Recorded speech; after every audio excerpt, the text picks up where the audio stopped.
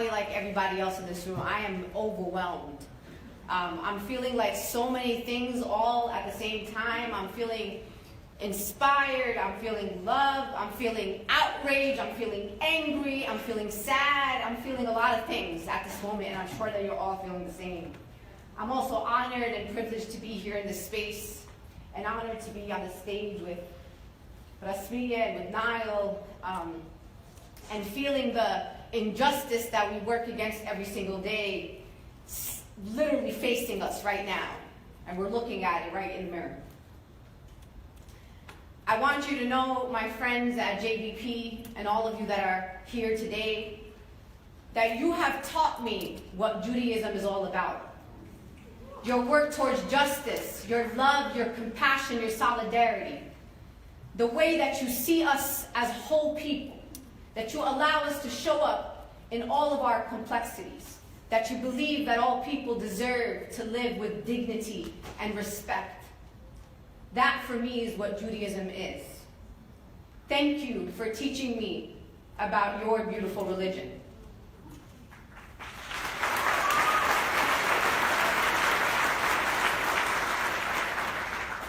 I've been doing organizing work for a long time, about 16 years. And I've been Palestinian for about 37 years. Nothing new here, nothing, I didn't come out of the closet. I've been always Palestinian. And then on January 21st, I was part of a group of women, many of us who did not know each other, who organized the largest single-day protest in U.S. history, the Women's March on Washington.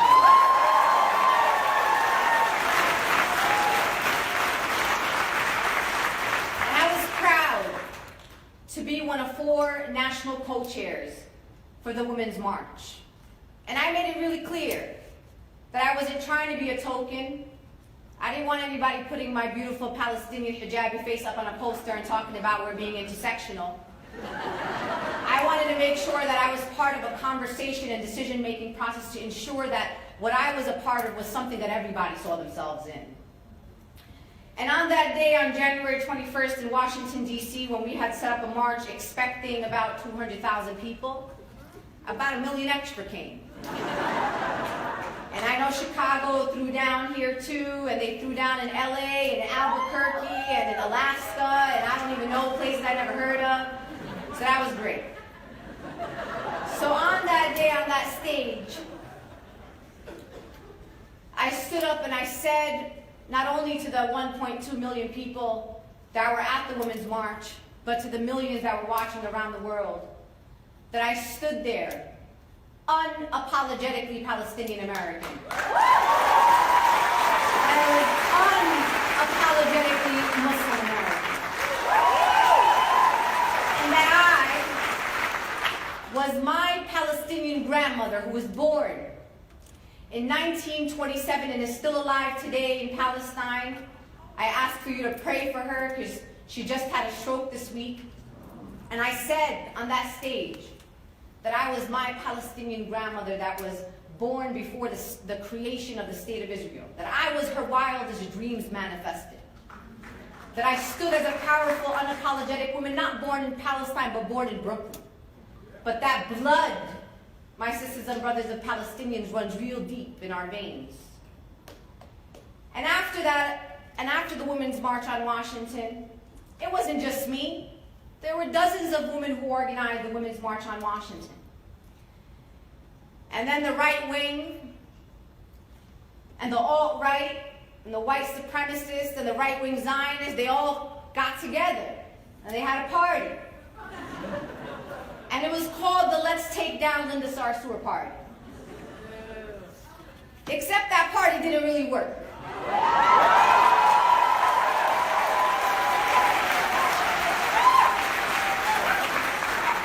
And what happened after that is what solidarity looks like in action. My Jewish sisters and brothers stood up and they said, nope, not this one. You ain't getting her.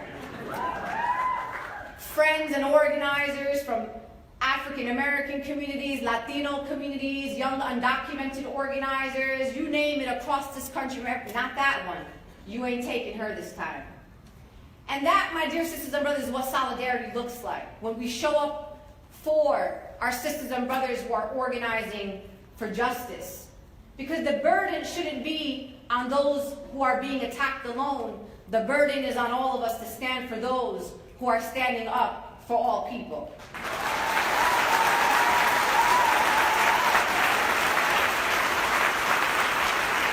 I've been the center of controversy in many elements of your community across the political spectrum of the Jewish community, everywhere from all the way on the right to all the way everywhere. Literally, on it. For God's sakes, Blossom came after me. I was like, I don't want to. My sister from North, she said, girl, did you see? She said she took a break from Big Bang Theory and she came out. I was like, no. And I feel like I want to say, I'm providing a service to you all. That I'm allowing the Jewish community to start having the real hard conversations that have been always needed to be had. And I want to use the next few minutes as an opportunity to just rant with my family just for a little bit. And you know, when I speak, I know everything's on the record, right? Even when they say it's not on the record, it's on the record for me. I'm in a movement that is about uplifting the most marginalized people. I am part of a movement that's centering those whose survival depends on it. I'm not in a movement trying to make anybody feel comfortable. I don't agree with half the people in my family, but you know what? They're still my family. If you have to be selective about how you show up in a space, that's your problem, not mine. You don't like all of me, and you don't want to be in a space with all of me when you know what? Black lives never matter to you anyway. Undocumented people never matter to you anyway. Refugees never matter to you anyway. Combating Islamophobia never matter to you anyway. We really need to understand the moment that we're in, sisters and brothers. And I know many of you probably have been to the Holocaust Museum in Washington, D.C. And it's a hard space to be in. And there's a sign in the Holocaust Museum, and it says, early warning signs of fascism. And that sign says things like disdain for human rights, disdain for the arts and intellectuals, obsession with national security, obsession with crime and punishment, rampant sexism, controlled mass media, corporate power protected, labor power suppressed, supremacy of the military as we watch 200 civilians killed in one of the deadliest airstrikes in Iraq since 2003, fraudulent elections. I don't know one thing on that list that's already not happening. So right now, we are in a moment where we need all hands on deck. And if I gotta massage you to get you into the movement and fight fascism, I don't want you in this movement. I don't got time for that. We don't have time for that.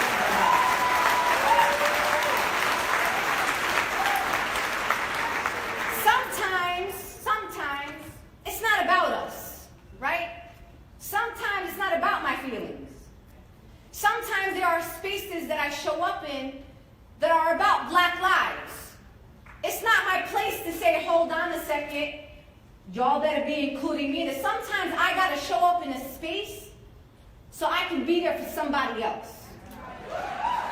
This is the kind of movement that we need right now. And people will say, Linda, but there's anti-Semitism. Of course there's anti-Semitism. There's always been anti-Semitism. We all have to be committed to standing up against anti-Semitism. That's just fact of the matter. That's not something you gotta put me up against the wall to talk about. That's something that I already do.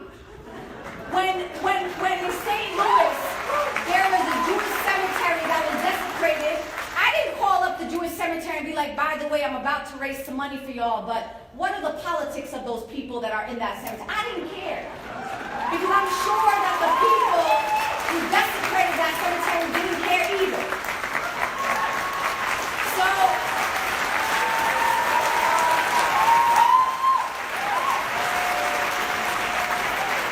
what I'm saying to you is, as we talk about combating anti-Semitism, we also can't exactly compare anti-Semitism to, for example, anti-Black racism. or Islamophobia. We have to be honest about how we have these conversations. Anti-Semitism is not systemic. As a white Jewish person in particular, and of course I know that there are Jews of color who are experiencing other forms of racism at a systemic level. But if you're a white Jew, you're probably going to get served quite nicely at a restaurant. You're probably going to get service at a government agency. You're probably not going to get stopped at an airport. So we got to understand and say it's okay that this is not oppression Olympics, that my pain and oppression got to be the same level as somebody else's. That's not how this works.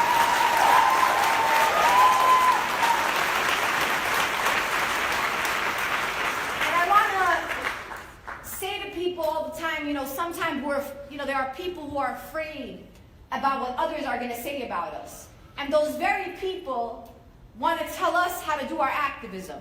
And then they start dropping on you something about how that's not what Dr. Martin Luther King did. I was like, Dr. Martin Luther King, Linda, you are a race baiter. You are a divider. You are dividing our country. You got to be like Dr. Martin Luther King. Dr. Martin Luther King, he was bringing the white people and the black people together. I was like, I don't know what Dr. Martin Luther King you're talking about. That is not what Dr. Martin Luther King is doing.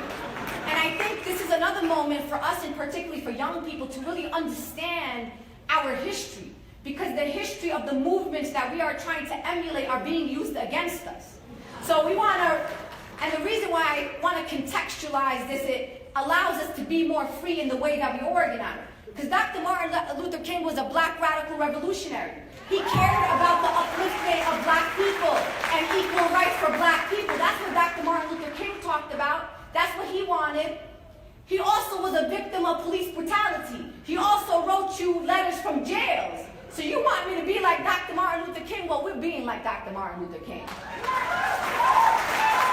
Sisters and brothers, Dr. Martin Luther King was under FBI surveillance. Dr. Martin Luther King was part of organizations blacklisted by the U.S. government. Dr. Martin Luther King was called the enemy of the state. He was a dangerous man to this government. That's who Dr. Martin Luther King was. So that's how we treated him back then, and we had to wait till the man got assassinated because if he was so peaceful, why did they assassinate him? And now we have a monument in Washington, D.C. up, and of course one here in Marquette Park, I went there, of Dr. Martin Luther King. So they got to wait till we die or get assassinated to then remember the good that we brought to the societies that we are from. So what I'm telling you today is, don't worry about what they say about you right now. History's on your side. We may be vilified now. We may be seen as the enemy now. But one day, there will be one generation, 2 generations from now that will say, man, I'm proud of those JVP folks. I'm proud of those young people of color out on these streets risking their lives. It is because of them that I am able to benefit from more freedoms because of the work that they did. I always think about Malcolm X because people drop Malcolm X on us all the time too. And this is what they say. Look, Malcolm X, and we could argue that Malcolm X and Hajj Malik Shabazz was probably and still is one of the most hated men in America, even though he hasn't been on this earth for 51 years. But Malcolm X may have been one of the most hated men in America, but he was one of the most respected men in U.S. history. So I ask all of you this question, and I want you to challenge those in your life. Are you looking for acceptance or respect? I work for respect. You may not like me, you may not agree with me, but you will respect me and my convictions and my principles and my values.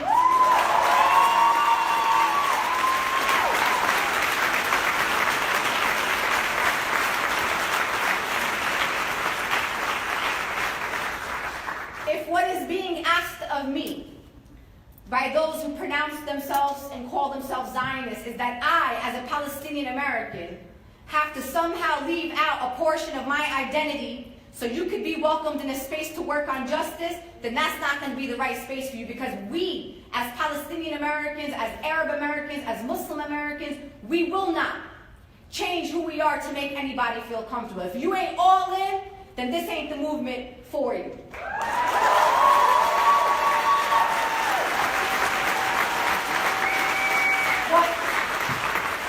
What they're afraid of is exactly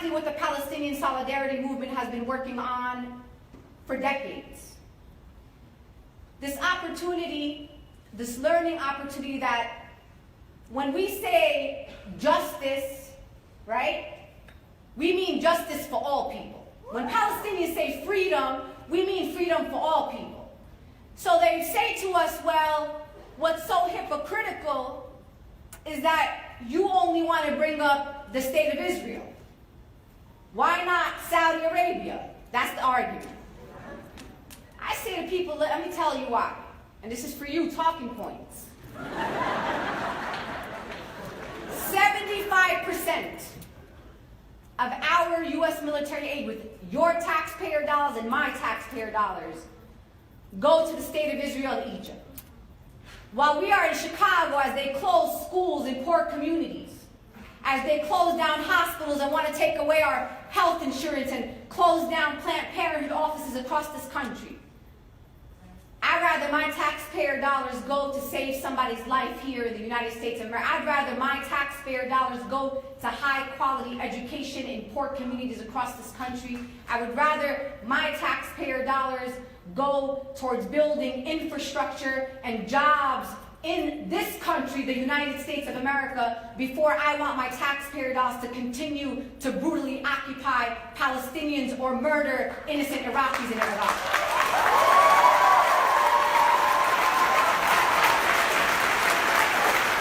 Call me crazy. I don't know. I just don't understand. So what I'm saying to all of you here today is that when I think about those moments of despair that I try not to go near, as Rasmia said, I think of you. You are the now, and you are the present. When I think about our opposition, if you took all of our opposition, right? You took the entire alt-right, the right-wing Zionists, you put them all in a box together. They're not more than we are. They don't have more resources than we have. They don't love their people more than we love our people. They don't love their families more than we love our families.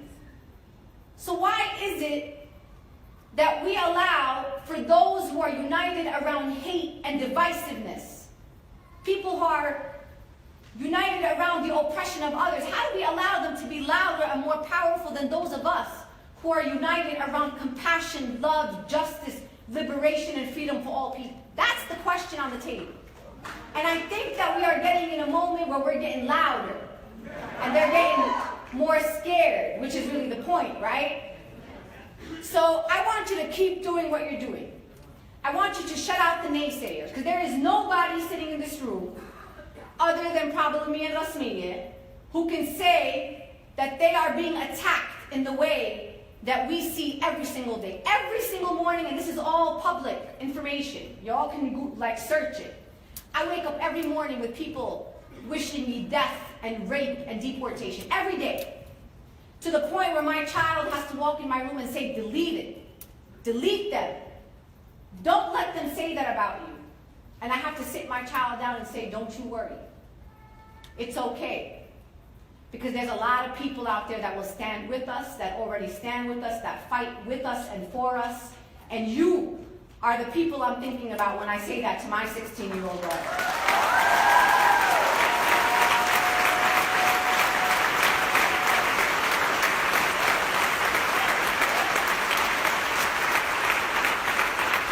We are strong. We know the shoulders of the giants that we stand on. As Auntie Maxine Waters eloquently says, we will not be intimidated. We will continue to stand up for the justice of all people, and we will, and I will commit to you that I will continue to work towards a country where when we say Black Lives Matter, Black lives really matter. I want to work in a country and live in a country that respects the dignity of all who reside here, regardless of what citizenship they have. In a country where people can thrive regardless of who they choose to be. And I want you to commit today more than you have ever committed in the past. Because now, more than ever, your commitment and your work depends, or people's lives actually depend on it. So let us fight fascism together. Let us call people in to the movement, and let's keep those out who are going to try to distract us from the true freedom and justice that we are all striving for. Thank you, JVP. I love you.